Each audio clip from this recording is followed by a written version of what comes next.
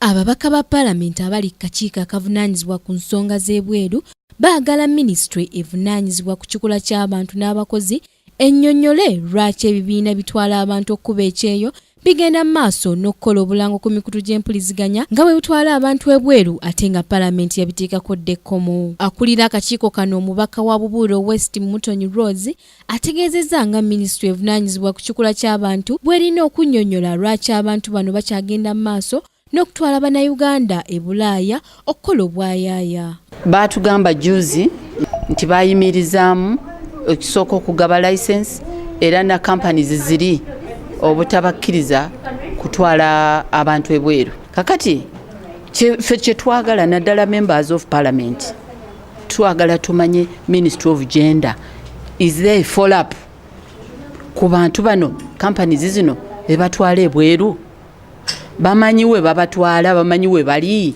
Mu kakiiko ke kamu Mutonyi ayagala minisitule y'ebyokwerinda ebannyonnyole lwaki bannayuganda abakyali e South Sudan tebaggyibwawo kubanga bangi bajjudde ku kitebe kya Uganda e South Sudan ate nga tebafuna buyambi. Bagambye nti evacuation process bagimaze nga ate tukyalina bannayuganda bangi bakyali trapped eyo.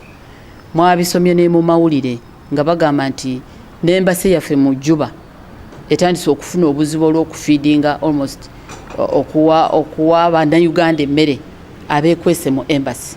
Defense twagala tubasabe ebyokujjayo bannayuganda bagende nga bagenda nabyo mu maaso ebeere process not just an act nti kikomyawo. Ate ye omubaka Ssebagala Abdulatif Sengendo ategeezezza nga gavumenti bw'erina okwongera ensimbi mu kakiiko kano lwakubanga kalina emirimu mingi ebweru w'eggwanga naye nga obutaba na nsimbi kibalemesezza okumaliriza emirimu gino. Tulabye obwetaavu obw'okwongera okulaba sipiika wa Paalamenti wamu ne bannaffe abaddukanya Paalamenti okulaba nti akakiiko kano akavunaanyizibwa ku nsonga ez'ebweru bajeti yaako eyongezebwako okusobola okubeera nga ddala tutegeera biki ebigenda mu maaso mu embasi zaffe buli mwaka. Mu bbanga eritali lya wala akakiiko kano kaagala okusisinkana sipiika Rebecca Kadaga kayanjule ensonga yaabwe ey'obutaba na nsimbi ziwera okusobola okumaliriza emirimu gyako. Ku Kingdom TV, Samla Hanifa amalindirire.